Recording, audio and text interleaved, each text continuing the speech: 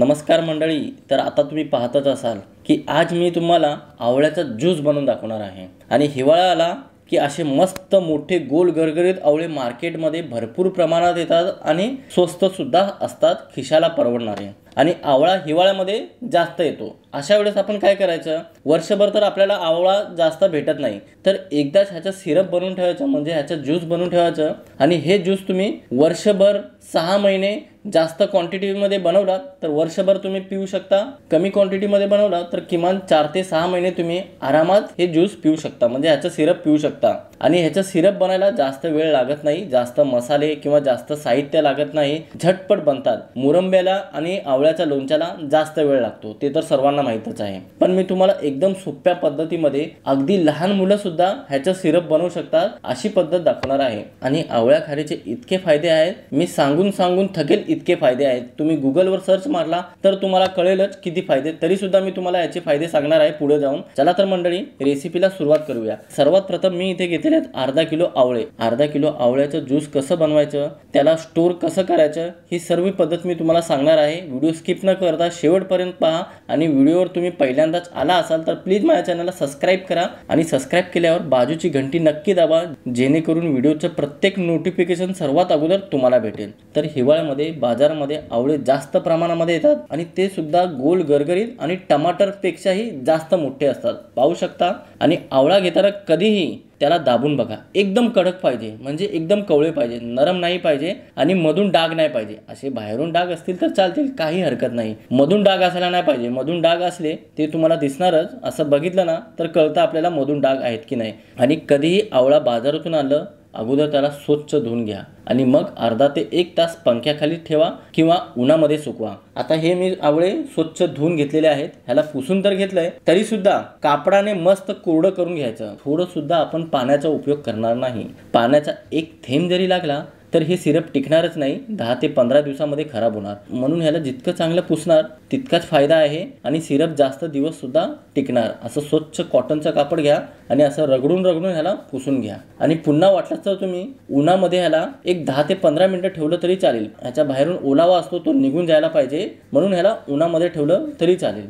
तर आवळ्याला चांगल्या प्रकारे मी स्वच्छ कापडाने कोरडं करून घेतलेलं आहे. तर सर्वात प्रथम आपल्याला आवळा कापून घ्यायचा आहे. आता आवळा कधीही तुम्हाला मध्यभागातून नाही कापायचा आहे, कारण की मध्यभागी बी असतं, हे कापलं जाणारच नाही. म्हणून आपण कडेकडेने आपण ह्याचे तुकडे करून घेणार आहोत, लहान लहान. ह्याच्यापेक्षा लहान केलं तरी चालेल. त्याचे लहान लहान अगोदर तुकडे करून घेऊ, म्हणजे काय होणार, मिक्सरला वाटताना एकदम बारीक वाटून घ्यायचं. किंवा ह्याला तुम्ही किसून घेतलं तरी काही हरकत नाही. किसताना फक्त एक लक्षात ठेवा, मध्यभागातून नाही किसायचं आहे, असं कडेनच किसून घ्यायचं आहे, कारण की ह्याच्या बिया किसल्या जात नाही आणि भरपूर कडक असतं. पाहू शकता. आता हे पहा, पुढे जातच नाही चाकू, मध्यभागातून कापलं जातच नाही, कारण की मध्ये एकदम कडक आवरण आहे आणि बिया आहेत. ह्याच्या बिया फक्त काढून टाका आणि असं एकदम बारीक कापून घ्या. संपूर्ण आवळ्याला मी कापून घेतलेलं आहे आणि एका मोठ्याशा भांड्यामध्ये ठेवलेलं आहे.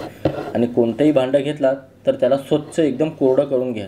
आणि पाहू शकता ह्या एकदम कडक बिया निघालेल्या आहेत. थोडं ह्याला आवळा असं चिटकून बसलेला आहे. ह्या बिया फेकू नका, ह्याला चावून खावा. म्हणजे काय होणार, ह्याचा ज्यूस शरीरासाठी भरपूरच फायदेशीर आहे, ते तर तुम्हाला माहिती आहे. लहान मुलांना द्या हे खायला. खाऊन ह्याचा चोथा उरला की त्याला मग फेकून टाकायचं. चला तर मंडळी, आता पुढची स्टेप बघूया. आवळ्याचे बारीक लहान तुकडे करून झालं की याला मोठ्याशा मिक्सरच्या भांड्यात काढून घ्यायचं आहे. आणि मिक्सरच्या भांड्यामध्ये थोडं सुद्धा पाणी राहायला नाही पाहिजे. मस्त एकदम स्वच्छ कापडाने चांगल्या प्रकारे कोरडं करून घ्या. आणि आपल्याला हे किस वाटताना जरा सुद्धा पाण्याचा वापर करायचा नाही. तुमचं मिक्सरचं भांडं लहान असेल तर 2 टप्प्यामध्ये ह्याला वाटून घ्या. एकदम बारीक, जितकं शक्य असेल तितकं बारीक वाटून घ्यायचं आहे. चला तर मंडळी, ह्याला एकदम मी बारीक वाटून घेतो.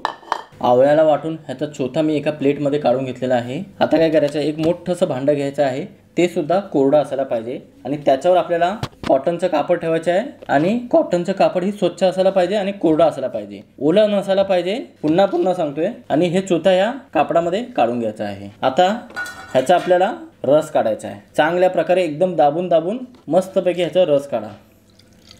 पाहू शकता असं रस एकदम फटाफट निघतं. म्हणून किसून घ्यायचं नाही, किसून घेतल्यावर डबल मेहनत आहे. मिक्सरने तुम्ही वाटून घेतला तर फटाफट ह्याचं रस निघतं. आणि हा चोथा फेकायचा नाही बरं का. ह्याचा काय उपयोग होणार ते सुद्धा मी तुम्हाला पुढे सांगतो. अगोदर ह्याचा संपूर्ण रस मी काढून घेतो. थोडं सुद्धा ह्याच्यामध्ये रस राहायला नाही पाहिजे, म्हणून एकदम आवळून ह्याला पिळून काढा. असं पिळून काढलं की परफेक्ट रस निघतं. आणि पाहू शकता मंडळी, जवळपास पाव लिटर पेक्षा जास्त हे रस निघालेला आहे. आता हा चोथा काय करायचं, हा चोथा फेकायचा नाही. याला काळं मीठ लावायचं, थोडंसं जिऱ्याची पावडर लावायची, म्हणजे एकाच चमचा जिरा टाकायचा याच्यात, आणि चाट मसाला, आणि ह्याला उन्हामध्ये 2 दिवस सुकवायचं. ह्याचं तुम्ही सुपारी बनवून खाऊ शकता, म्हणजे ह्या चोथा एकदम कडक होतो. मग ही सुपारी बनवून तुम्ही खाऊ शकता, भरपूरच चविष्ट लागतो आणि हेल्दी सुद्धा असतं. चला तर मंडळी, आता पुढची स्टेप बघूया. आवळ्याचा रस तर काढून झालेला आहे. तर आज मी तुम्हाला हा सिरप साखर आणि गूळ न वापरता बनवून दाखवणार आहे. मी घेतलेला आहे अर्धा किलो आवळ्यासाठी अर्धा किलो खडी साखर. जितकं तुम्ही आवळा वापरणार आहे तितक्या प्रमाणामध्ये तुम्हाला गोडाचं प्रमाण वापरायचं आहे. म्हणजेच की तुम्ही साखर वापरत असाल तर तितक्या प्रमाणामध्ये साखर वापरा जितक्या प्रमाणामध्ये आवळा आहे. आणि खडी साखरेचेही फायदे असतात बरं का. साखर ही केमिकलने बनते आणि खडी साखर ही नैसर्गिक असते, ह्याच्यामध्ये जरा सुद्धा केमिकल नसतं. आता खडी साखर आपल्याला अशीच वाटून घ्यायची नाही. तुम्ही अशीच ही मिक्सरच्या भांड्यात टाकलात तर तुमचं मिक्सरचं भांडं 100% खराब होणार. याला एक एक करून आपल्याला मोठ्याशा वजनी वस्तूने किंवा खल्लूच्या असं दगडाने तोडून घ्यायचं आहे. त्याने काय होणार, थोडेसे बारीक बारीक तुकडे होणार आणि मिक्सरही आपलं खराब होणार नाही. खडी साखरेला फोडून झालं की याला मोठ्याशा मिक्सरच्या भांड्यामध्ये, आणि भांडंसुद्धा कोरडं असायला पाहिजे, मध्ये पाण्याचा जरासुद्धा अंश राहायला नाही पाहिजे. पुन्हा पुन्हा का सांगतो, रेसिपी चुकायला नाही पाहिजे तुमची, म्हणून मी पुन्हा पुन्हा सांगत आहे. चला तर मंडळी, आता याला एकदम बारीक वाटून ह्याची पिठी करून घेऊया. तर इथे मी खडी साखरेची पूर्ण अशी पिठी करून घेतलेली आहे. पिठी काय करायची आहे, खडी साखरेला विरघळायला थोडासा वेळ लागतो. तुम्ही साखर वापरत असाल तर त्याची पिठी काढायची काहीच गरज नाही, ती लवकर विरघळली जाते. चला तर आता फटाफट मी तुम्हाला चटपटीत सिरप बनवून दाखवतो. तर आता हे सिरप बनवण्यासाठी मी इथे नॉनस्टिक पॅन घेतलेला आहे. शक्यतो जाड बुडाचाच पॅन घ्यायचा आहे, पातळ बुडाचा घेऊ नका, नाहीतर खालतून साखर चिटकली जाणार. आता याच्यामध्ये आपण वाटून ठेवलेली खडी साखर काढून घ्यायची आहे. संपूर्ण खडी साखर काढून घ्यायची आहे आणि सोबतच हे काढून घेतलेलं आवळ्याचं रस. आता चांगल्या प्रकारे ह्या दोन्ही जिन्नसांना एकजीव करायचा आहे आणि गॅसला मध्यम आचेवर ठेवायचा आहे. गॅस फास्ट ठेवायचा नाही. गॅस फास्ट ठेवला तर साखर खालतून चिटकणार, म्हणून मध्यम आचेवर आपल्याला साखर विरघळेपर्यंत 1 ते 1.5 मिनिटापर्यंत चमचा चालवत राहायचा आहे. आवळ्याच्या ज्यूसने विटॅमिन सी भेटतं. रोग प्रतिकार शक्ती मजबूत करण्यासाठी हे पोषक तत्व खूप महत्त्वाचे आहेत. शिवाय आवळ्याचा ज्यूस रोज पिल्याने केस गळत नाही. लहान मुलांना तर आवर्जून आवळ्याचा ज्यूस 100 ते 200 मिली देणं फारच गरजेचं आहे. केसांचे वाढ सुद्धा होते, केस मजबूत होतात, असे भरपूर फायदे आहेत मंडळी. या ज्यूस मध्ये भरपूर गुणधर्म आहेत. हृदय विकारापासूनही आपला बचाव करतो. शिवाय डायबिटीस पेशंट सुद्धा मनसोक्त हा आवळ्याचा ज्यूस पिऊ शकतात. किमान 4 ते 5 दिवसामध्ये 2 वेळा तर डायबिटीस पेशंट पिऊ शकतात, कारण की जास्त गोड सुद्धा खायचं नाही. ते भले तुम्ही गुळाने बनवा, साखरेने बनवा किंवा खडी साखरेने बनवा. खडी साखर चांगल्या प्रकारे विरघळली गेलेली आहे. आता गॅस आपल्याला एकदम मंद ठेवायचा आहे. तर ह्याला आणखीन चटपटीत बनवायचं आहे. वाटलंच तर तुम्ही असं ज्यूस सुद्धा पिऊ शकता, ह्याला चांगल्या प्रकारे थंड करून. पण थोडंसं चटपटीतपणा असलं तर मुलं आवडीने ज्यूस पिणार ह्याचं. तर सर्वात अगोदर आपण इथे अर्धा चमचा काळ्या मिराची पावडर टाकूया. सोबतच 1 चमचा जिरे पावडर, काळं मीठ 1 चमचा आणि आपलं रेग्युलर मीठ अर्धा ते 1 चमचा किंवा चवीनुसार वापरा.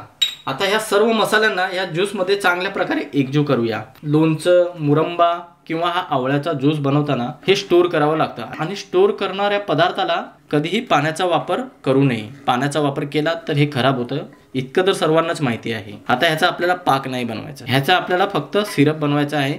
म्हणून जवळपास 2 ते 3 मिनिटापर्यंत, म्हणजेच की ह्याला छानशी उकळी यायला पाहिजे, तोपर्यंत आपल्याला चमचा चालवत राहायला पाहिजे आणि उकळी येण्याची वाट पाहिजे आहे.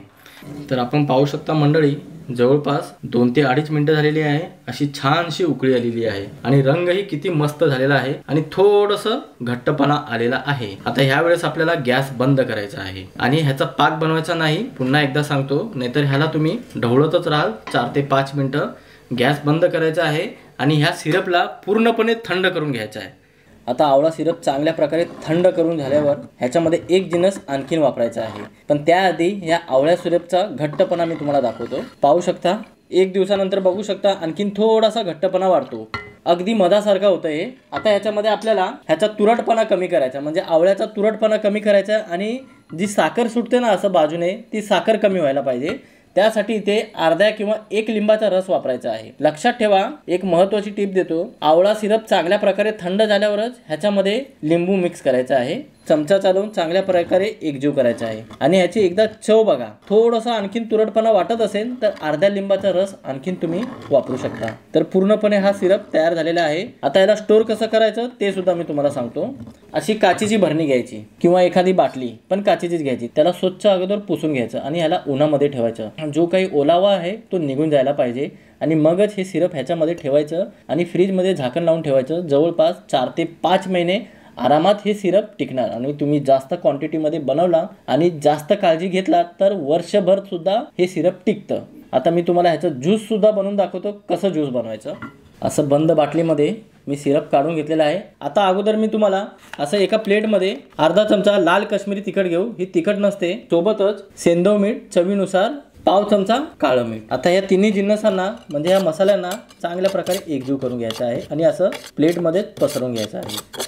थोडंसं गार्निशिंग केलं तर दिसायला एकदम चांगलं दिसतं. तर आता एक ग्लास घ्यायचा आहे आणि ग्लासला असं कडेने लिंबू घासून घ्यायचं आहे. असं चांगल्या प्रकारे लिंबू घासा नाहीतर पाणी लावा आणि ह्या मसाल्याला असं चिटकवून घ्यायचं आहे. आता याच्यामध्ये आपल्याला 1 ते 1.5 चमचा हे सिरप घ्यायचं आहे. आता याच्यामध्ये थंड पाणी किंवा नॉर्मल रूम टेम्परेचर प्रमाणे आपल्याला पाणी याच्यामध्ये टाकायचं आहे. असं पाणी टाकलं तर चमच्याने मस्तपैकी असं ढवळून घ्या.